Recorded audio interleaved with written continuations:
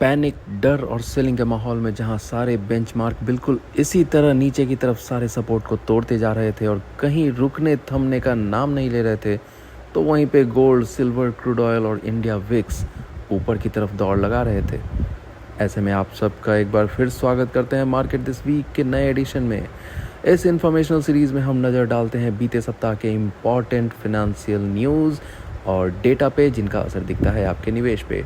शुरुआत करते हैं इस बार मार्केट अपडेट से।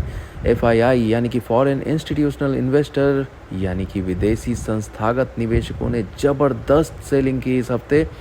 सेलिंग की शुरुआत तो उन्होंने लास्ट वीक से ही कर दी थी, लेकिन इस वीक उन्होंने 4 ही दिन में छोटे से हफ्ते में लगभग 40,000 करोड़ की सेलिंग कर दी कैश मार्केट में। 3 अक्टूबर को हुई 15,000 करोड़ की बिकवाली पिछले 4 साल में सबसे बड़ी सेलिंग का आंकड़ा है उनकी तरफ से एक दिन का, जो कि अच्छे संकेत नहीं दे रहा है किसी भी लिहाज से। DII यानी कि हमारे घरेलू संस्थागत निवेशक जैसे कि म्यूचुअल फंड्स एट्सेट्रा ने FII का जमकर मुकाबला करने की कोशिश की और गिरावट में खरीदारी का रुझान जारी है उनकी तरफ से। सप्ताह के हर दिन उनकी तरफ से बड़ी मात्रा में खरीदारी का आंकड़ा नजर आया। FII की हेवी सेलिंग का प्रेशर हमारे बेंचमार्क इंडाइसेस झेल नहीं पाए और निफ्टी 50 ऊंचाई से लगभग 1000 पॉइंट्स, बैंक निफ्टी लगभग 2500 पॉइंट्स और सेंसेक्स लगभग 4000 पॉइंट्स की भारी भरकम गिरावट दिखाते नजर आए। उतार चढ़ाव को मापने वाले सूचकांक इंडिया विक्स में आई है 18% की ज़बरदस्त उछाल। यहाँ ध्यान देने की बात यह है कि इंडिया विक्स में उछाल ये दिखाता है कि मार्केट्स अभी हाईली वोलेटाइल हैं और ये वोलेटिलिटी जहाँ मार्केट्स को नीचे गिरा सकती है तो कभी भी उतनी ही तेज़ी से ऊपर भी उछाल सकती है। मेटल सेक्टर खासकर गोल्ड और सिल्वर अभी रुकने के मूड में नज़र नहीं आ रहे हैं और सेफ माने जाने के कारण पैसे का बहाव अभी उन्हीं की तरफ हो रहा है और ज़बरदस्त सपोर्ट भी मिल रहा है उनको ऊपरी लेवल पे। साथ ही क्रूड ऑयल भी टेंशन के इस माहौल में वापस उछाल दिखा रहा है, जिसका हमारी इकोनॉमी पे सीधा नेगेटिव इफेक्ट पड़ता है।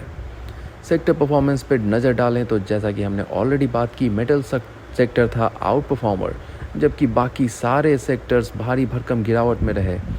एक ध्यान देने वाली बात यह है कि ये पैनिक US के मार्केट में नज़र नहीं आ रहा है।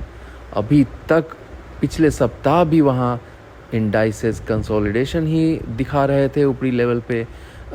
हालांकि विक्स ने 13% की छलांग लगाई है वहाँ, पर इसका असर अभी तक दिखता नज़र नहीं आ रहा। ध्यान देने वाली बात होगी कि आने वाले समय में इसका कैसा असर रहेगा, इस पे आप सबका ध्यान ज़रूर रहेगा। अब बढ़ते हैं बाकी हाइलाइट्स की तरफ। ईरान के इजराइल पे मिसाइल अटैक के बाद मिडिल ईस्ट में तनाव का माहौल और भी गहरा गया है और इसके एस्केलेट होने के चांसेस बढ़ते नज़र आ रहे हैं। साथ ही साथ चाइना ने अपनी इकोनॉमी को बूस्ट करने के लिए जो स्टिमुलस अनाउंस किया है, उससे FII का पैसा चाइना की तरफ फ्लो होने के आसार बनते नज़र आ रहे हैं। इंडिया का कंज्यूमर ड्यूरेबल मार्केट 2027 तक वर्ल्ड का 4th लार्जेस्ट होगा।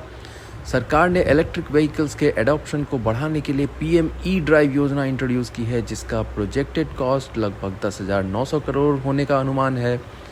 भारत का बाहरी कर्ज यानी कि एक्सटर्नल डेट मार्च 2024 के लेवल से 2% बढ़कर $682 बिलियन पर पहुंच गया है।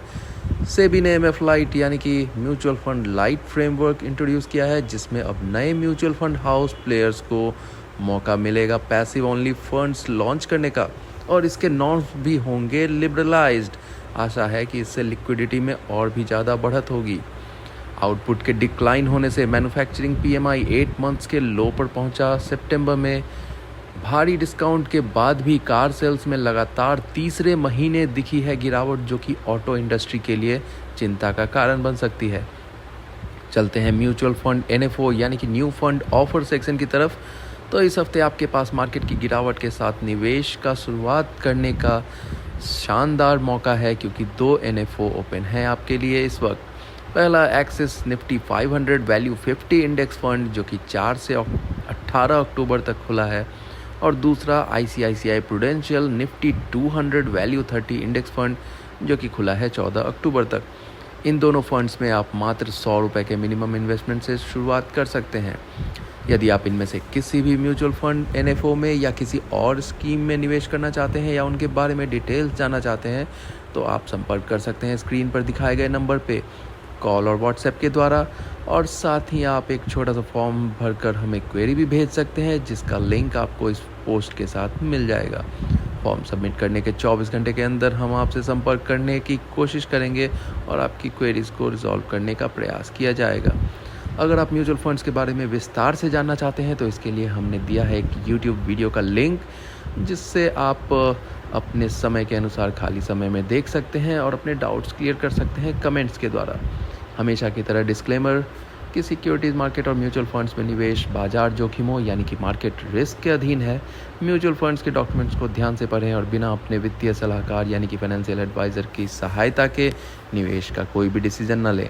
तो मिलते हैं अगले हफ्ते फिर से, तब तक ख्याल रखिए अपना। Bye bye.